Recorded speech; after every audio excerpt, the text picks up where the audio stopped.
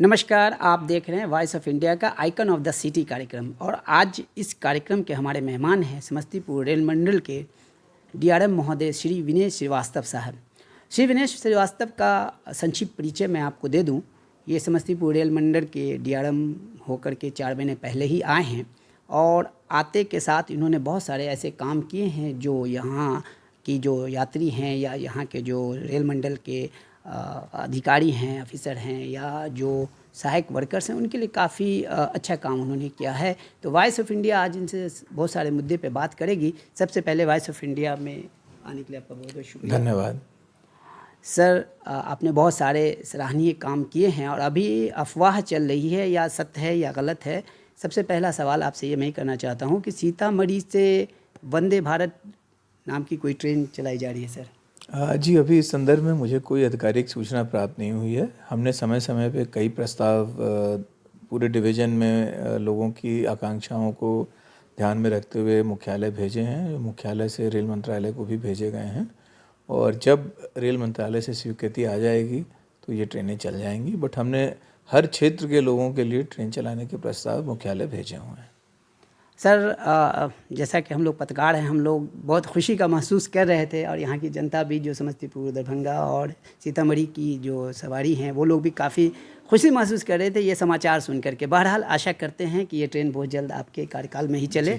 जी बिल्कुल, और ये प्रस्ताव भी हमने भेजा हुआ है वंदे भारत के लिए। अब देखते हैं कि कैसी अवेलेबिलिटी है रेक्स की और कब यहाँ पे मतलब शुरुआत हो सकती है।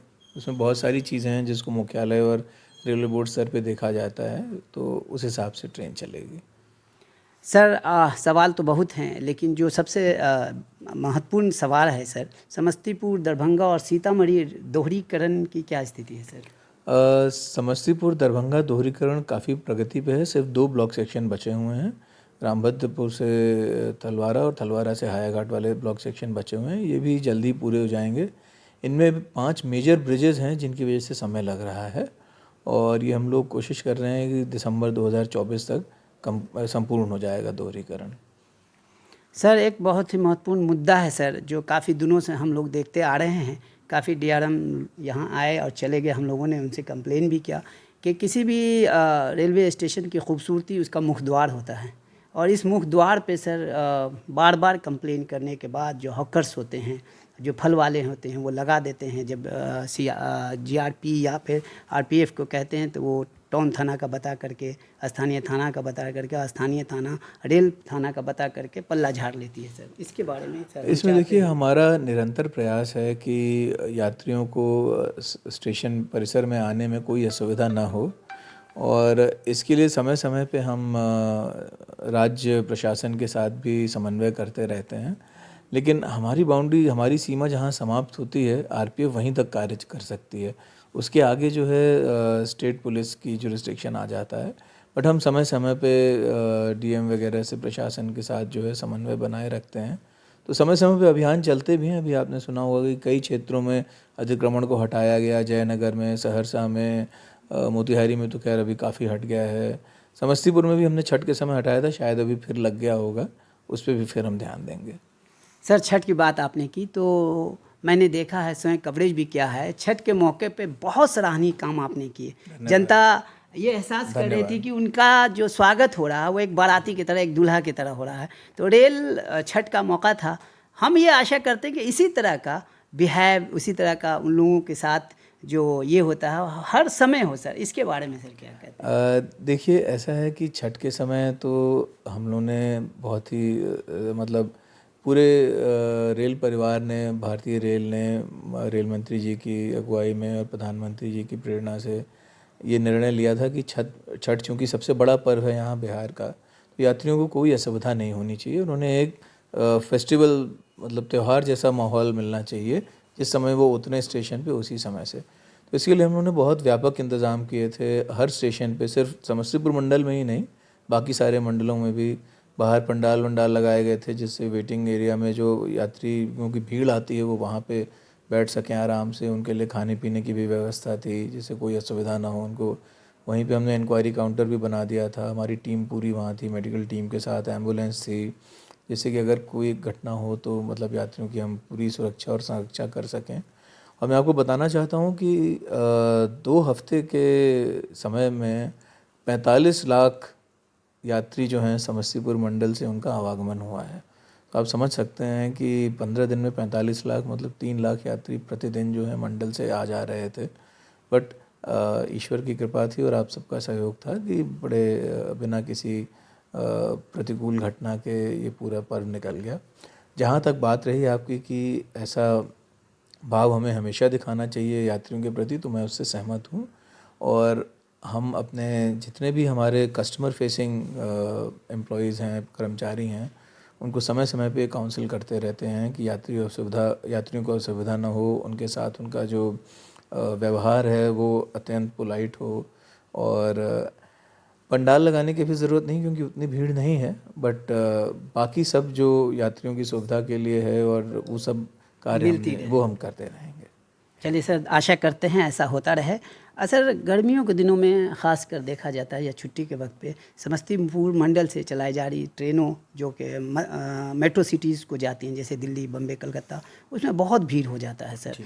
तो और आम दिनों में भी आजकल देखा जाता है, ख़ासकर दिल्ली के लिए। तो क्या यात्री के अनुपात में ट्रेन कम है सर? इतना भीड़ है नहीं, सर, देखिए टिकट ऐसा नहीं है ना मिलता कि हमारी जो रेलवे में भीड़ होती है वो सीजनल होती है। कभी कभी जो है 4 गुना 5 गुना भीड़ हो जाती है, कभी कभी ऑक्यूपेंसी 20% 25% भी नहीं होती है। तो जब ट्रेनों को चलाया जाता है तो वो एक एवरेज डिमांड देख के चलाया जाता है। तो जब भी एवरेज डिमांड से ऊपर डिमांड होती है तो हम लोग कई स्पेशल ट्रेन चलाते हैं। और पूरी पूर्व मध्य रेल में, भारतीय रेल में स्पेशल ट्रेनें चलती हैं त्योहारों के समय, गर्मियों के समय, समर स्पेशल, फेस्टिवल स्पेशल चलती हैं। अभी छठ पूजा में मंडल से 68 स्पेशल ट्रेनें चली थी विभिन्न डायरेक्शंस में। और तो क्या होता है कई बार कि यात्री चाहते हैं कि छुट्टी ख़त्म हुई उसी दिन सारे के सारे लौट जाएं। तो इतनी ट्रेनें एक दिन में चलाना संभव ही नहीं हो सकता, पाथ भी नहीं है, और हम डब्बे अरेंज भी कर लें तो भी उतनी कैपेसिटी नहीं है कि हम उतनी ट्रेनें चला लें। ऑलरेडी हमारा जो डिवीज़न है इसमें जो मेजर लाइन हमारी हैं वो सब 100% कैपेसिटी के आसपास चल रही हैं, यूटिलाइजेशन के आसपास चल रही हैं। तो यात्रियों से भी मैं अपील करना चाहूँगा कि अपने ट्रैवल को प्लान कर लें, जिससे कि जैसे इस बार हमने अपील की थी छठ में कि 21 को पर्व ख़त्म हो रहा है, हम 30 तारीख तक स्पेशल ट्रेन चलाते रहेंगे, तो आप उस हिसाब से चलिए। तो शायद उसका कुछ फ़र्क पड़ा कि हमें कोई भीड़ का रेला नहीं देखने को मिला, एक बार में जत्था नहीं मिला, तो बाकी स्पेशल ट्रेन में भी भीड़ रही। नहीं तो कई बार ऐसा होता है कि नॉर्मल ट्रेन में लोग चढ़ जाते हैं, स्पेशल ट्रेन खाली जाती है। अभी बीपीएससी का एग्ज़ाम था तो हमें उस समय सूचना मिली कि दरभंगा से काफ़ी भीड़ हो रही है, तो हम लोगों ने तुरंत मुख्यालय बात करके जो है एक स्पेशल उसी दिन रात में चला दी थी। खैर उसमें तो अच्छी खासी ऑक्यूपेंसी होके गई थी। तो ये सब हम लोग करते रहते हैं। बट देखिए, अगर मैं जैसे 45 लाख आदमी आए गए हमारे यहाँ से 2 हफ्ते में, अगर 45 लाख लोगों की हम सीटें चला दें और ट्रेन चलाने लगें तो वो आधे समय खाली जाएंगी। तो इसलिए एक अनुपात देखना पड़ता है हमें कि कितनी ट्रेनें हम व्यवहारिक रूप से चला सकते हैं और कितनी भीड़ को मैनेज कर सकते हैं। चलिए सर, इस दफ़ा तो बहुत अच्छा मैनेजमेंट देखने को मिला। छठ के मौके पे कोई भीड़ और किसी तरह का कोई ऐसा दुर्घटना नहीं हुई जिससे समस्तीपुर रेल मंडल को ये करना पड़े। अच्छा सर, अब मैंने बहुत दिनों से रेलवे को मैंने कवरेज किया, देखा है। आप सर अभी 1 तारीख से 15 तारीख तक आपने 1 दिसंबर से 15 दिसंबर तक टिकट चेकिंग अभियान चला है। ये एक जागरूकता अभियान भी था। तो सबसे पहले इसके लिए धन्यवाद सर। और सर, ये इतना लंबा टिकट चेकिंग अभियान या जागरूकता अभियान मैंने रेलवे को चलाते हुए नहीं देखा था। डीआरएम महोदय के कार्यकाल में ये हुआ है। सर, इसकी क्या मतलब ये है अभी? देखिए, ऐसा है कि जब लोग बिना टिकट के ट्रैवल करते हैं तो जो टिकट लेके चलने वाले हमारे रेगुलर पैसेंजर हैं उनको भी काफ़ी असुविधा होती है। तो सबसे पहले तो टिकट लेके जो चल रहे हैं उनको सुविधा ना हो, इसके लिए भी हम लोग टिकट चेकिंग करते रहते हैं। कई लोग जो हैं कई बार उनको रूल रेगुलेशन नियमों का ज्ञान नहीं होता है, इसलिए वो बिना टिकट बैठ जाते हैं। तो उनको भी मतलब इस माध्यम से जो है सूचित किया जाता है कि भाई आप टिकट लेके चलिए। कई बार कुछ लोग जो अभ्यस्त होते हैं बिना टिकट चलने के, जब उनको पता चलता है कि टिकट चेकिंग चल रही है तो फिर वो टिकट लेके चलने लगते हैं। तो हम लोग समय समय पे अभियान चलाते रहते हैं। बट इस बार हमने, चूँकि छठ का पर्व था, उस समय हमने जानबूझ के यात्री सुविधा पे ज़्यादा ध्यान दिया था और टिकट चेकिंग पे हमने उस समय उतना ध्यान नहीं दिया था, क्योंकि हम नहीं चाहते थे कि कोई अप्रिय घटना हो और कुछ हो। तो टिकट चेकिंग का हम लोगों ने एक पखवाड़े का मतलब प्रोग्राम चलाया और इसमें करीब 34,000 बेटिकट यात्री जो है हमने उनको अप्रहेंड किया और उनसे फिर जुर्माना और टिकट का दाम वसूल किया गया।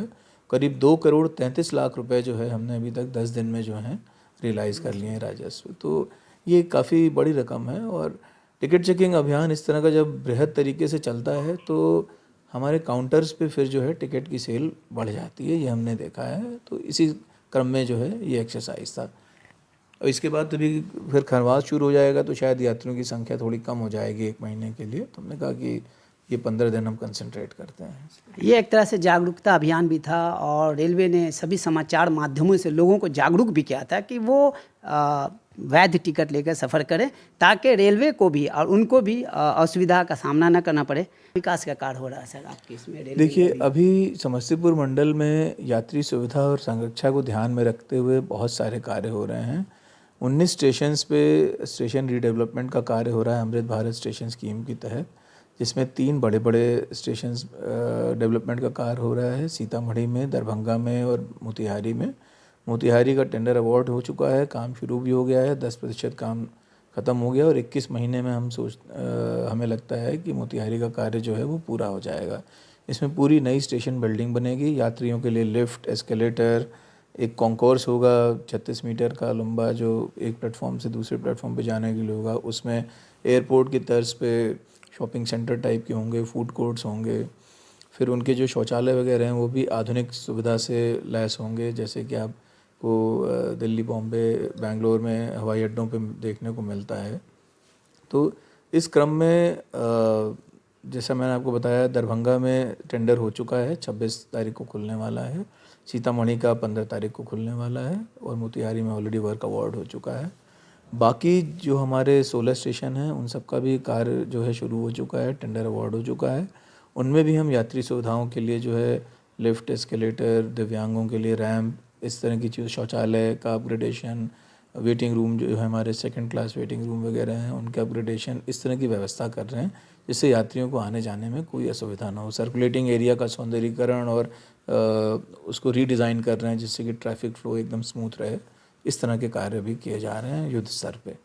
और उसके बाद कई कार्य हमने अभी स्वीकृत कराए हैं हमारे महाप्रबंधक महोदय के साथ, उनके अप्रूवल से, जिससे कि ट्रेन ऑपरेशंस में भी हमें फ़ायदा होगा।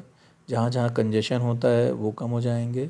इस साल हम करीब 16 जो लेवल क्रॉसिंग्स हैं वहाँ पे अंडरपास और आरओबी बना रहे हैं जिससे कि यात्रियों को ढाला बंद होने पे असुविधा ना हो। तो इस तरह के कार्य निरंतर चल रहे हैं। सर आपने आरओबी की बात की सर, तो भोला टाके या मुक्तापुर गुमती जो है सर, ये बहुत ही दुखदायी गुमती, उस पर कुछ हुआ कार्य किया? इसमें देखिए, बिहार राज्य पुल निर्माण निगम जो है बना रहा है मुस्तफा आरओबीज जो हमारे हैं, हम लोग सिर्फ अंडर ब्रिज बना रहे हैं। तो उनसे हम समन्वय कर रहे हैं, जल्दी होना चाहिए, मेरे ख्याल से 1-1.5 साल में बन जाना चाहिए। चलिए, अगर आपके कार्यकाल में ये 2 काम हो जाता है तो आने वाली पीढ़ी आपको सदैव याद रखेगी। और वॉइस ऑफ इंडिया के लिए समय निकालने के लिए आपका बहुत बहुत धन्यवाद। आशा करते हैं आपके कार्यकाल में यात्रियों को बहुत सारी सुविधाएं मिले, रेल के जो कर्मचारी हैं, जो वर्कर्स हैं, उन्हें भी बहुत सारी सुविधाएं मिले। वॉइस ऑफ इंडिया से बात करने के लिए बहुत बहुत धन्यवाद। धन्यवाद बहुत बहुत आपका।